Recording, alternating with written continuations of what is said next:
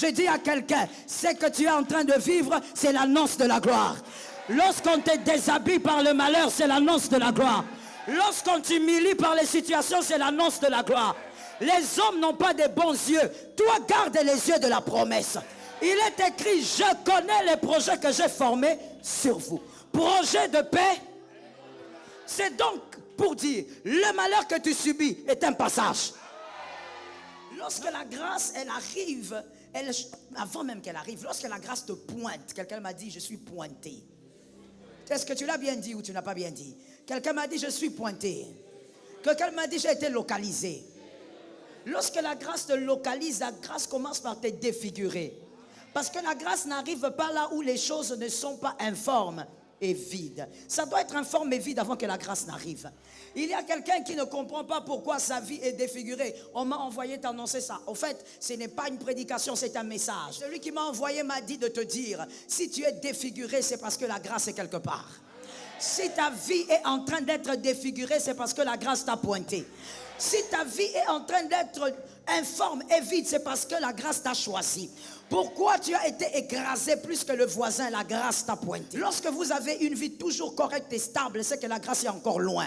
Lorsque la grâce s'approche, on sent qu'il y a une certaine défiguration. Je le dis autrement, l'éloquence de la grâce est la défiguration des événements. L'éloquence de la grâce est la défiguration d'une vie. Lorsque ta vie commence à avoir des choses étranges, inexplicables, personne n'arrive à t'expliquer. Toi-même, tu n'expliques pas ta vie. Personne n'explique ta vie. La grâce est dans les parages. Que quelqu'un dise à son voisin, ne me critique pas, la grâce est dans les parages.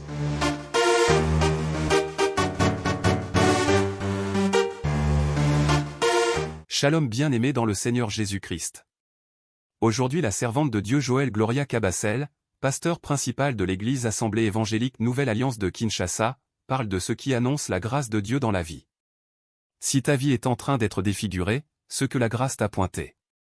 En tant que chrétien, il y a une vérité, quoique difficile, que nous devons accepter, nous aurons toujours des moments difficiles dans la vie. Notre foi en Jésus ne nous épargne pas les épreuves. Jésus lui-même nous a dit, vous aurez des tentations et des tribulations, Jean 16 verset 33. Dieu nous a connus d'avance avant même que nous soyons dans le ventre de nos mères. Cela veut aussi dire qu'il sait en avance les difficultés que nous aurons à affronter.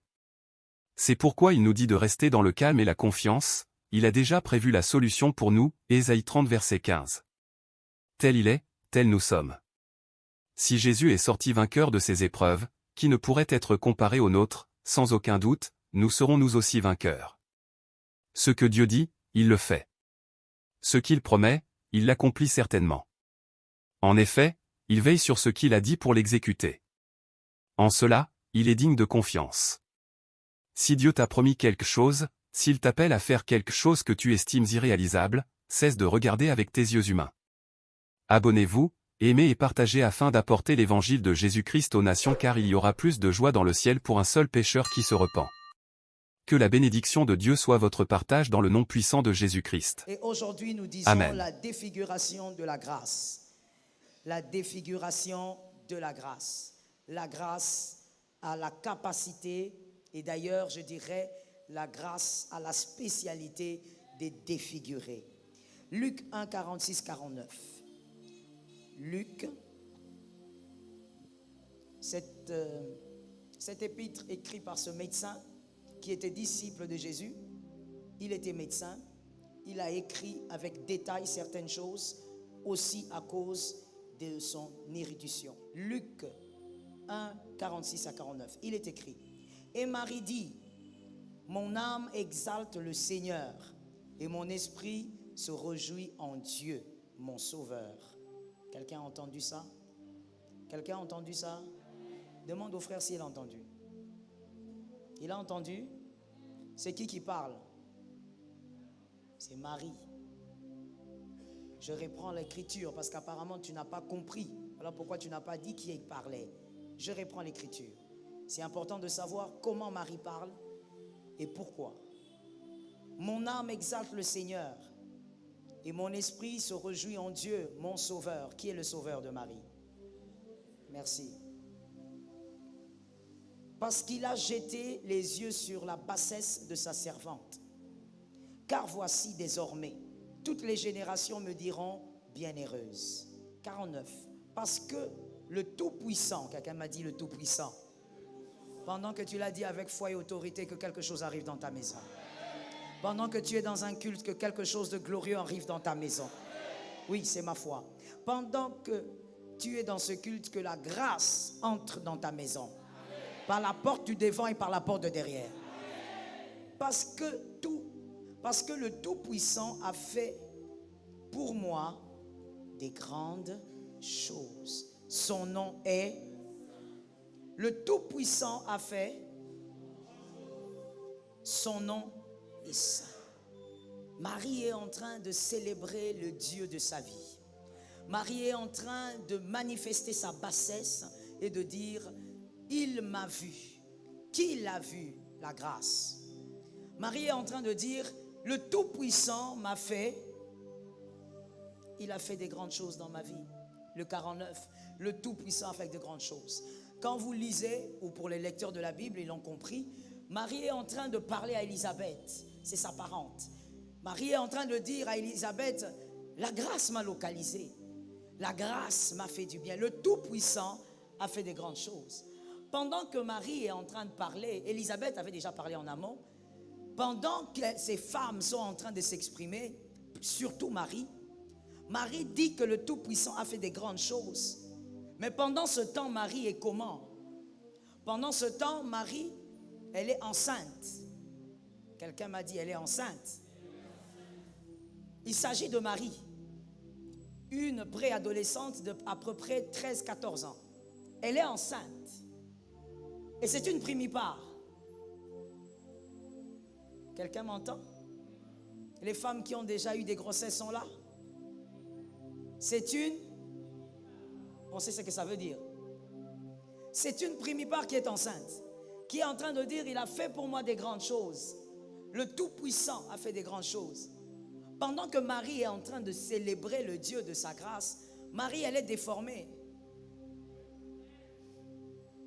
Marie, elle est méconnaissable.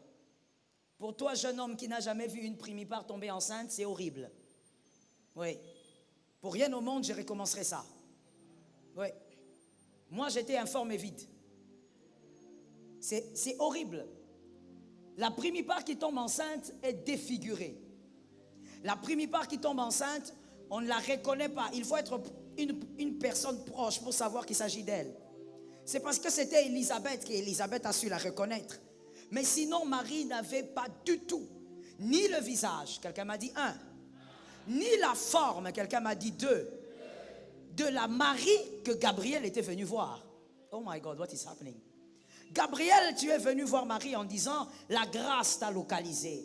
Une grâce a été faite. Mais lorsque la fameuse grâce commence à grandir, la grâce défigure. Il n'y a pas de grâce sans défiguration. Ça tombe sur quelqu'un d'intelligent. Lorsque la grâce, elle arrive, avant même qu'elle arrive, lorsque la grâce te pointe, quelqu'un m'a dit, je suis pointé. Est-ce que tu l'as bien dit ou tu n'as pas bien dit? Quelqu'un m'a dit, je suis pointé. Quelqu'un m'a dit, j'ai été localisé. Lorsque la grâce te localise, la grâce commence par te défigurer. Parce que la grâce n'arrive pas là où les choses ne sont pas informes et vides. Ça doit être informe et vide avant que la grâce n'arrive. Marie est en train de dire, Dieu a fait des grandes choses pour moi, mais Marie, tu es vilaine. Marie, tu n'es plus jolie, tu n'es plus la petite mignonne Marie. Non, tu es défigurée, tu as une forme bizarre, tu marches comme un canard. Mais c'est toi qui dis, la grâce m'a vue. Oui, pourquoi Marie pouvait dire la grâce l'a vue? Parce que Marie savait pourquoi elle était défigurée. Il y a quelqu'un qui ne comprend pas pourquoi sa vie est défigurée. On m'a envoyé m'a dit de te dire, si tu es défiguré, c'est parce que la grâce est quelque part. Si ta vie est en train d'être défigurée, c'est parce que la grâce t'a pointé. Si ta vie est en train d'être informe et vide, c'est parce que la grâce t'a choisi. Pourquoi tu as été écrasé plus que le voisin? La grâce t'a pointé. Pourquoi toi tu es écrasé plus que celui qui est derrière? Parce que toi, la gloire, elle est plus grande que celui qui est derrière. Élisabeth ne peut pas être défigurée comme Marie. La défiguration de Marie, elle est différente parce que la grâce est en train de grandir.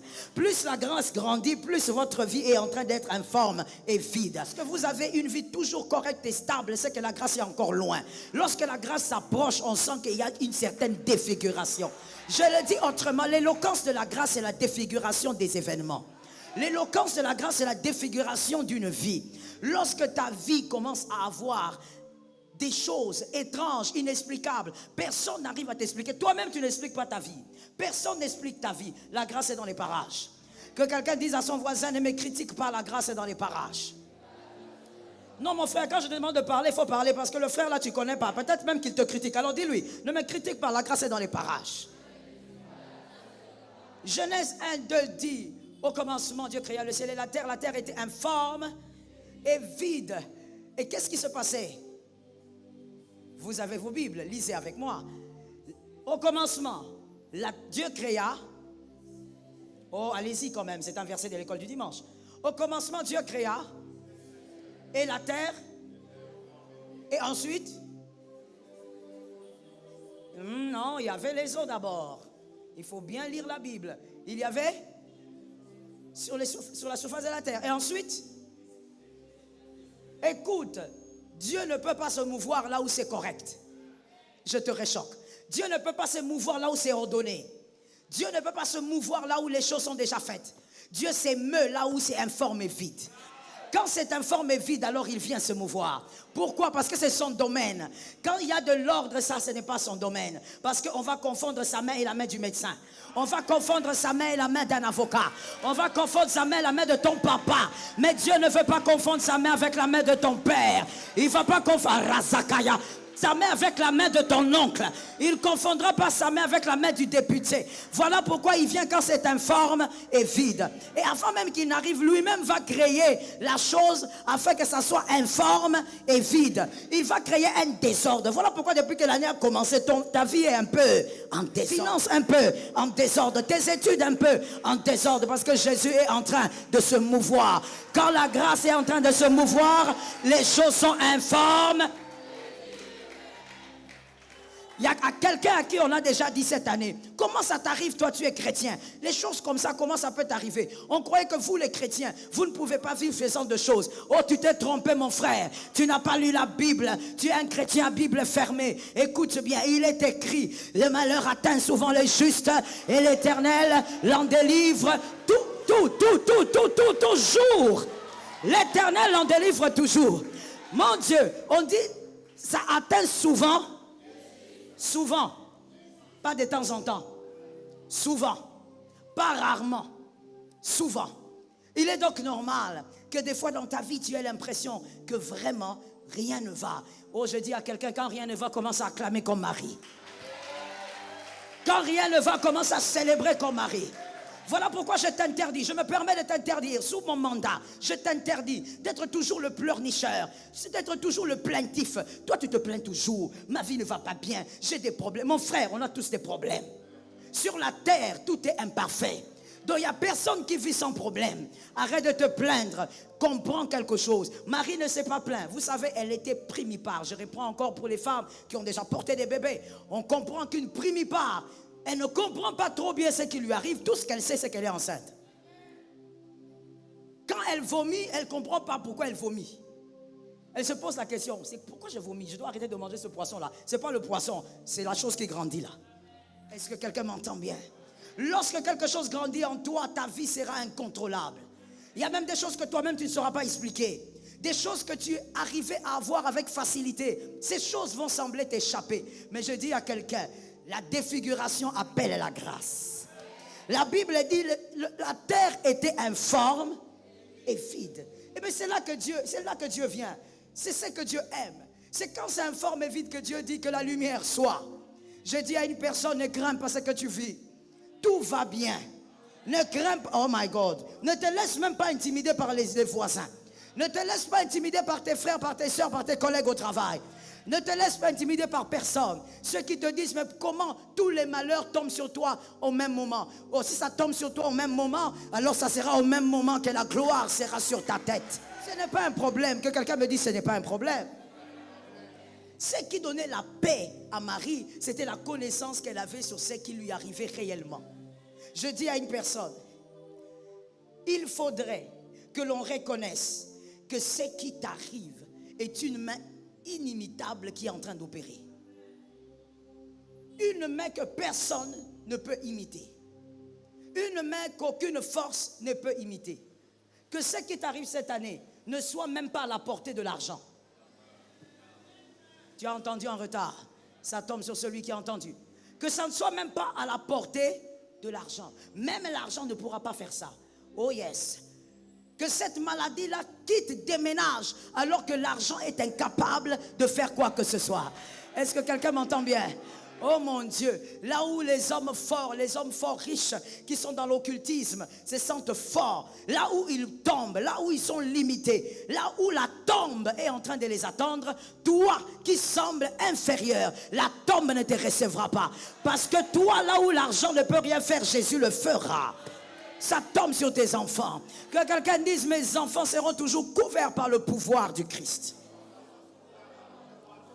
Juge 11, 2 à 3. Juge 11, 2 à 3. C'est monsieur Jephthé.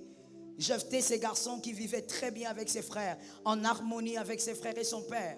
À un moment donné, papa meurt. Lorsque papa part, beaucoup de choses changent. Certaines réalités s'arrêtent et d'autres naissent. Alors le frère de Jephthé dit à Jephthé, tu ne peux pas rester avec nous. Toi, tu es l'enfant d'une prostituée, tu n'es qu'un bâtard. Tu ne vis pas avec nous, tu ne vas même pas hériter avec nous. Jephthé s'en va. Le garçon qui vivait dans l'opulence et qui était dans la paix, il se retrouve du jour au lendemain dehors. Il se retrouve du jour au lendemain chassé par ses propres frères. Frère, tu peux te réveiller le matin, tout va bien, mais avant le soir, ta vie bascule. Tu ne sais pas pourquoi. Tu te poses des questions. Pourquoi est-ce que c'est arrivé? Il y a même des gens qui disent, pourquoi seulement moi? Ça doit être toi, mon frère, c'est toi qui es le porteur de ce témoignage. Tu as envie de transférer le témoignage alors que Dieu a prévu que tu sois le porteur du témoignage. Un homme comme Jephthé se retrouve, la Bible précise, il se retrouve avec les hommes de rien. Mon frère, est-ce que tu sais ce que ça veut dire quand la Bible dit ça? Les hommes de rien, ça veut dire, ça ce sont même, ils ne sont pas des mendiants, ce sont les sous-mendiants. Ça veut dire des hommes qui n'ont rien. Ils ne pensent à rien, ils ne vont nulle part, ils ne font rien. Cet homme se retrouve avec des personnes comme ça. Alors qu'il y avait quelques mois, il était dans l'opulence avec son père. Il se trouve par terre, nulle part, avec des hommes de rien. Tu sais, mon frère, quand tu es désespéré, des fois ça encourage quand tu rencontres quelqu'un qui a un peu d'espoir. Comme on l'a dit la semaine. Ça veut dire que même quand toi tu ne vas pas bien, mais tu rencontres quand même quelqu'un qui évolue. Mais voilà, Jephthé se trouve au milieu des gens qui sont pires que lui-même. Qui ont une condition pire que la sienne. Allez imaginer, quel avenir pour quelqu'un comme ça? À quoi pouvait-il penser? Mais c'est parce que Dieu avait prévu quelque chose. Que quelqu'un me dise, lorsque ce n'est pas ma place, Dieu s'organise pour me mettre à ma place. Dis-le encore avec autorité, mon frère. Toi, tu as entendu. Dis-le pour le frère, il n'a pas entendu. Lorsque toi, tu te sens bien, Dieu sait que tu te sens bien parce que tu ignores. Le jour où tu comprendras, tu sauras que cet endroit-là que tu célèbres n'est pas ta place. Ta place est plus grande que ce que tu célèbres. Alors qu'est-ce que la grâce fait? La grâce va déformer ta réalité.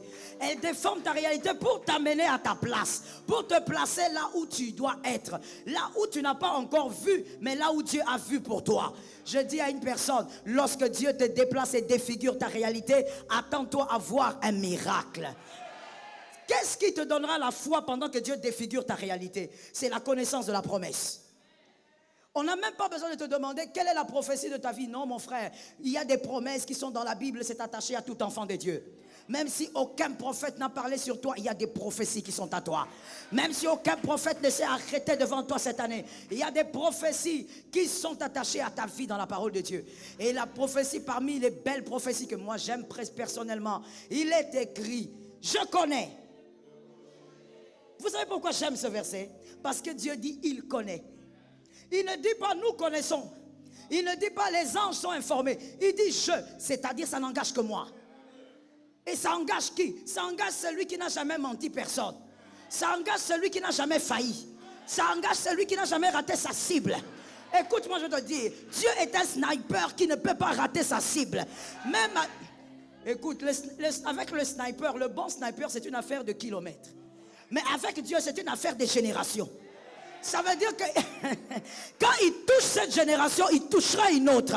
Il ne rate pas sa cible. Je dis à quelqu'un, ce que tu es en train de vivre, c'est l'annonce de la gloire.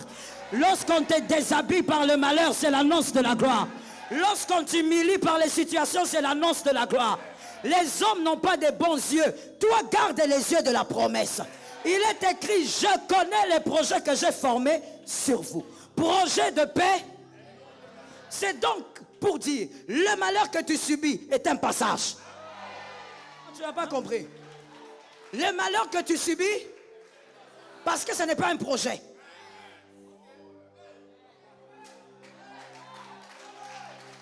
Parce que ce n'est pas un projet, est un aboutissement. Mais il dit, je connais. Ce n'est pas un projet de malheur. Donc à chaque fois que tu te retrouves dans le malheur, considère que tu es dans un bus. Considère que tu es dans un TGV. Tu es dans un bus, dans un métro, dans un avion.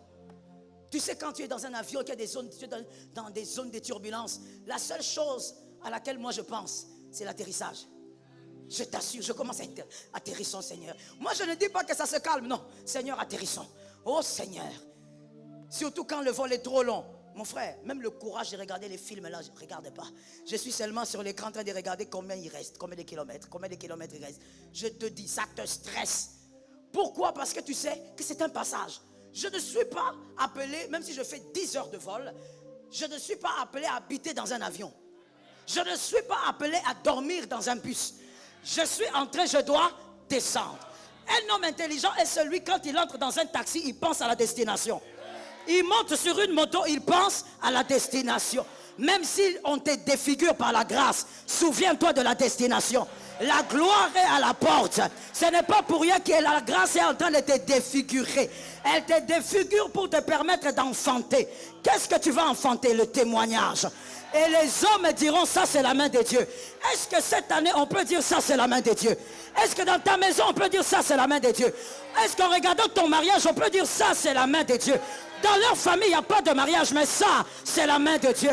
Est-ce qu'on peut regarder tes enfants et dire ça là c'est la main de Dieu? Ils n'ont pas d'enfants dans leur famille, mais ça, la grâce, lorsqu'elle arrive dans une vie, ne confondez pas les choses. Voilà pourquoi moi j'aime t'exhorter en te disant, écoute Dieu plus que les hommes. Les hommes vont te dire, tu finis, tu es terminé. Ça ne va vraiment pas là. Tu ne sens pas que c'est chaotique maintenant? Non, ce que toi tu appelles catastrophique, c'est une grossesse. C'est une grossesse. Ce que toi tu appelles grave. Tu sais, lorsque une femme tombe enceinte, certainement une primipare, quand elle tombe enceinte et que le ventre commence à gonfler et que le mari dit non, comme ton ventre gonfle comme ça, allons à l'hôpital, c'est que vraiment, et la femme et l'homme sont des ignorants. Lorsque les hommes ne comprennent pas ce qui t'arrive, laisse ton esprit comprendre ce qui t'arrive. Vous savez, il y a une catégorie de personnes que j'ai découvert sur terre, des personnes assez étranges. Il faut que Jésus délivre. C'est-à-dire, ce sont des personnes qui font tellement confiance en ce que les hommes disent, au point où leur esprit, leur mental est touché. Ça veut dire quand les hommes parlent de ta vie, ça te touche plus que n'importe quoi. Alors que personne ne connaît ta vie mieux que toi-même. Oh oui, même quand on est marié, personne ne connaît ta vie mieux que toi-même. Jésus, en dehors des hommes, il n'y a que Jésus qui connaît ta vie mieux que toi-même. Alors pourquoi tu écoutes les hommes? Pourquoi lorsque tes copines viennent te parler, te rappeler, te dire des choses sur ta réalité, voilà, tu t'enfermes dans ta chambre, tu déprimes. Mon frère, il n'y a pas le temps pour la dépression. Je dis, il n'y a pas le temps pour le suicide. Oh, ne te suicide même pas, tu vas dans l'enfer, mon frère. Il ne faut même pas oser de te suicider. Parce que tu es le candidat au témoignage. Si Jephthé se suicide, qui va devenir chef? Jephthé ne pouvait pas imaginer que lorsqu'il avait été chassé, Dieu lui a mis au milieu des hommes de rien, afin que jamais Jephthé ne pense qu'il est devenu chef par lui-même. Comment vas-tu devenir chef avec les hommes de rien? des hommes qui ne connaissent rien, qui ne maîtrisent rien. Dieu s'est organisé pour que Jephthé soit avec eux. Après quelques années, ceux qui avaient chassé Jephthé sont rentrés vers Jephthé. Mais ils ne sont pas venus cette fois-ci pour l'héritage. We praise the name of Jesus. Ils ne sont pas venus cette fois-ci pour... Oh, peut-être que l'héritage, ça allait être une maison, et puis un lopin de terre, une moto, 24 mètres sur, je ne sais pas, sur 40. Rien de sérieux. C'est pour ça qu'on l'avait chassé. Mais quand on vient vers lui cette fois-ci, on lui dit, cette fois-ci on l'appelle pas petit. Même s'il est au milieu de vieux, quand la grâce est sur toi, même les vieux vont s'incliner. Ça te localise au nom de Jésus. Moi je veux que ça te localise parce que quand une chose est sur ta tête, il y a 80% de chances que ça descende sur tes enfants. Alors ça doit te localiser, mon frère. Lorsqu'ils viennent vers Jephthé, ils disent pas petit, ils disent pas bâtard, ils disent pas fils de prostituée. Non, ils disent excusez-nous, on a un petit problème. Ah bon, c'est quoi votre problème? Non, on est menacé. Ah, vous êtes menacé par qui? Non, tu sais, il y a des gens qui ont de mauvais cœurs. Il y a des gens qui ont de mauvais cœurs. Vous savez, quand quelqu'un veut vous demander de l'aide, hein, il commence toujours comme ça. Il y a des gens qui ont de mauvais cœurs. On nous attaque, on n'a rien fait, on n'a rien fait. Mais toi, tu peux nous aider. Ah bon? Mais ma question est celle-ci pour les lecteurs de la Bible. Jephthé est parti avec les hommes de rien. Eux, ils sont restés. Comment ils ont appris qu'il est devenu fort? Lorsque Dieu fait bouillir la grâce, Dieu va faire en sorte qu'on est... Je le dis mieux. Lorsque Dieu bouillit la grâce dans une vie, il fera en sorte que les épices de la grâce se fassent sentir à des kilomètres. Est-ce que quelqu'un m'entend bien?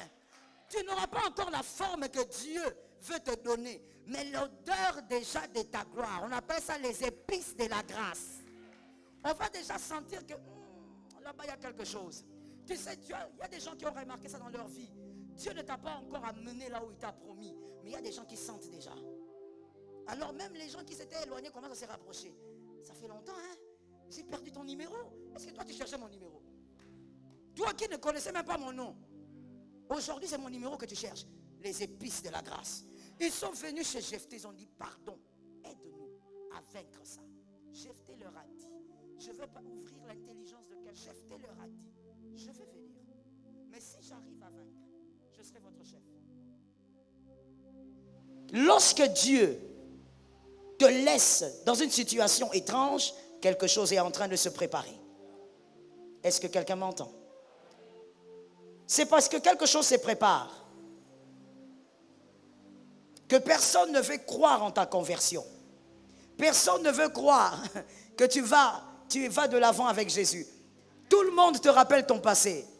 Tout le monde te dit on te connaissait. Tout le monde te dit oh tu as abandonné les boîtes de nuit. Quand tu viens dire écoutez on a culte, on te rappelle oh tu vas pas à cette boîte de nuit là. Tout le monde te rappelle ton passé parce que tout le monde considère que toi tu ne peux pas changer. Il y a des gens comme ça, des gens qui vous gardent dans votre passé alors que Jésus vous a déjà visité, alors que vous a déjà touché. Ne te bats pas avec ceux qui te gardent dans le passé. Qu'ils restent avec le passé, toi tu connais ton présent et ton avenir. Jésus croit en ton avenir. Comme Marie de Magdala, personne ne croyait en elle, personne. Et vous savez, même si ce n'est pas écrit noir sur blanc dans la Bible, il suffit de connaître un peu l'être humain. On peut savoir que même au milieu de tous les disciples et les autres femmes là, il y avait certainement des chuchotements. Il y avait certainement des murmures. Ah c'est elle, hein? Elle est là, elle est là. Elle veut parler à Jésus, elle veut parler de quoi? Et là peut-être qu'on a envoyé Jean comme il était le plus jeune. Va surveiller, va surveiller, va surveiller. Surveille la porte, surveille la porte. Pourquoi? Parce qu'elle parle avec Jésus. C'est la prostituée qui parle avec Jésus. Donc Jésus, il ne peut pas parler avec la prostituée. Alors que ce n'est plus la prostituée. Jésus a déjà affranchi sa vie. Jésus a déjà libéré sa vie. Retiens ceci avant de quitter ces lieux. Le changement que tu vivras dans la vie, les hommes ne seront pas toujours obligés de croire. Et ne te fatigue pas à convaincre les hommes. Si Jésus t'a pardonné, c'est suffisant. Si Jésus a oublié, c'est suffisant. Si Jésus ne pense plus à ton passé, c'est suffisant. Arrête de te battre pour que tout le monde croie, oui, que tu es devenu chrétien. S'ils ne veulent pas croire, ce n'est pas un problème. Pourquoi Dieu s'organise pour que les hommes restent dans cette position? C'est parce que Dieu a prévu des missions inédites pour toi. Il n'y a que la prostituée, la ex. Vous voyez, même moi je dis prostituée. Il n'y a que la ex-prostituée à qui Jésus a dit, va dire à mes frères. Jésus, d'abord, la femme ne peut pas aller parler aux frères, Jésus. Tu as oublié? Si la femme dit quelque chose aux frères, selon la coutume juive, elle n'est pas crédible. On ne croit pas en ce que la femme dit. Elle ne peut pas parler aux hommes. Tu envoies une femme. Alors au lieu même d'envoyer une femme comme ta maman, Marie, elle, tout le monde, on sait que tout le monde sait qu'elle s'est mariée vierge. Elle est tombée enceinte. Double brassard. Hein? Une femme peut être fière en disant, moi je me suis mariée vierge. Elle est fière. Mais celle-là, double brassard, elle s'est mariée vierge, elle est tombée enceinte vierge. Aucun conquérant. Seule sur le couloir. Aucune n'a vécu ce qu'elle a vécu. Elle s'est mariée vierge, elle est tombée enceinte. Mais Jésus ne l'a choisi pas. Pourtant, elle était à la tombe. Est-ce que qui sait qu'elle était à la tombe? Qui sait qu'elle était à la tombe? Marie de Magdala n'était pas la seule à la tombe. La maman de Jésus était là. Les autres femmes pieuses étaient là. J'ai l'habitude de dire Pierre et Jean, celui qui avait la clé de l'église et celui que Jésus aimait, ils étaient à la tombe. Jésus ressuscité, Jésus est en train de regarder le scénario. Comment Pierre, il est venu vrai dans la tombe, il regarde, la tombe est vide. Jean vient, il regarde, la tombe est vide. Jésus au loin en train de les regarder tous. Jésus regarde toutes ces femmes qui sont venues, ces femmes en train de pleurer. Et elles ont commencé à partir. Marie est restée. Pourquoi Marie est restée? Oh my God. La Bible donne déjà la réponse. Marie est restée parce qu'il est écrit, à celui à qui on a beaucoup pardonné, celui-là aimera beaucoup. Mon frère, c'est normal que quand on adore celui qui est à tes côtés, les larmes coulent. Moi, je veux dire à quelqu'un, s'il te plaît, ne sois pas le policier de quelqu'un dans la vie chrétienne.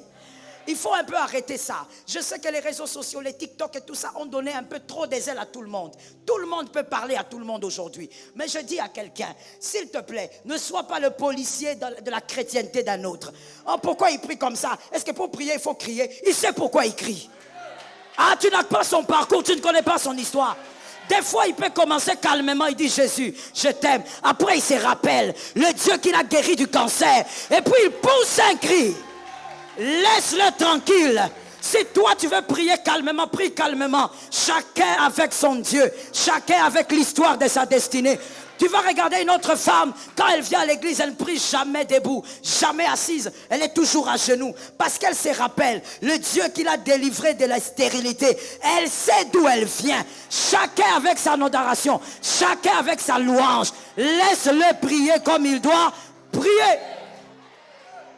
Et ce qui est grave, il y a même des gens sur les réseaux sociaux maintenant qui se font passer pour les petits frères du Saint-Esprit. C'est à toi de nous dire que ça c'est le mouvement du Saint-Esprit. Non, ça c'est pas le mouvement du Saint-Esprit. Qui t'a dit? Le Saint-Esprit est libre. Il fait comme il veut. S'il veut faire tomber quelqu'un, il va faire tomber. S'il veut faire marcher les paralytiques, il va faire marcher. S'il veut délivrer du cancer, il va délivrer. Arrête, tu risques de pécher pour rien. Ne parle pas de tout et surtout ne parle pas de ce que tu ne maîtrises pas. Que les réseaux sociaux arrêtent de vous donner trop des ailes. Est-ce que quelqu'un m'entend très bien? Les réseaux sociaux ne sont pas des lieux où vous devez devenir les policiers du Saint-Esprit. Le Saint-Esprit est libre. Et quand quelqu'un manifeste ses émotions, c'est selon ce qu'il a vécu avec son Seigneur. Nous ne sommes pas tous émotionnels. Mais quand un homme émotionnel veut s'exprimer, laissez-le. Quand une femme émotionnelle veut s'exprimer, laissez-le. Ne demandez pas aux gens d'adorer comme vous. Vous n'êtes pas la référence de l'adoration. Vous n'êtes pas la référence dans la louange. Vous n'êtes pas la référence de la prière. Même Jésus, écoutez bien, Jésus a dit, voici comment vous devez prier. Mais Jésus n'a pas dit, quand tu vas prier, sois debout, sois à genoux, sois assis. Il a dit seulement, vous direz et non vous ferez. Vous direz et non vous ferez. Vous direz. Vous direz, notre Père. Mais il n'a pas dit comment vous ferez. Que chacun fasse selon que l'esprit le pousse. Est-ce que quelqu'un m'entend? Jésus a regardé toutes ces personnes. Écoute-moi bien. Laisse-moi mettre un point à mon message. Jésus a regardé toutes ces personnes et Jésus les a laissés partir. Et Jésus a attendu. Marie est restée près de la tombe. Marie a dit, donnez-moi le corps. Marie, tu cherches l'homme ou tu cherches le corps? Marie cherche le corps. Marie est capable de rester même avec le corps. Pour Marie, même le cadavre de Jésus avait un prix. Oh mon Dieu. Maintenant, toi, le Jésus ressuscité ne te dit rien. On te dit, viens à l'église, tu ne veux pas. Viens au marathon, tu ne veux pas. Viens jeûner, tu ne veux pas. Toi, Jésus ressuscité n'a pas de prix. Elle, le cadavre, elle veut le cadavre. Donnez-lui le cadavre. Jésus arrive devant lui et devant elle, Jésus dit, Marie. Et elle regarde. Si c'est vous qui avez pris le corps, donnez-moi s'il vous plaît, monsieur le jardinier. Jésus regarde. Jésus sait qu'il n'a pas besoin de dire, oh Marie, arrête ça, c'est moi Jésus. Jésus sait qu'il a seulement besoin de répéter son nom encore. Que ça soit la vie de quelqu'un ici. Ah, si tu n'as pas compris, je ne peux pas expliquer, mon frère. Que ça soit la vie de quelqu'un ici. Où Jésus n'a pas besoin de faire beaucoup de gris-gris, de chacha, d'envoyer 4000 prophètes qui te donnent le numéro de ton calbar. Non. Que Jésus sache que même s'il cite ton nom, tu sauras que c'est lui qui est là. Jésus a dit, Marie. Elle a levé la tête, elle a dit, hey, Rabouni, ça c'est Rabouni, ça ce n'est pas un homme, ça ce n'est pas celui qui était dans la tombe, ça c'est celui qui m'a enseigné, celui qui m'a délivré du péché, celui qui m'a délivré de la prostitution, celui qui m'a sorti du mal, ça c'est Rabouni. Rabouni lui a dit, va dire à mes frères qu'ils écoutent une femme parler, 1, 2, qu'ils écoutent une ex. Que l'Éternel te bénisse. Que Jésus bénisse sa parole. Que la gloire de Dieu tombe sur ta vie. Que ton passé soit un témoignage. Que ce soit un instrument d'évangélisation. Je disais que ce soit un instrument d'évangélisation.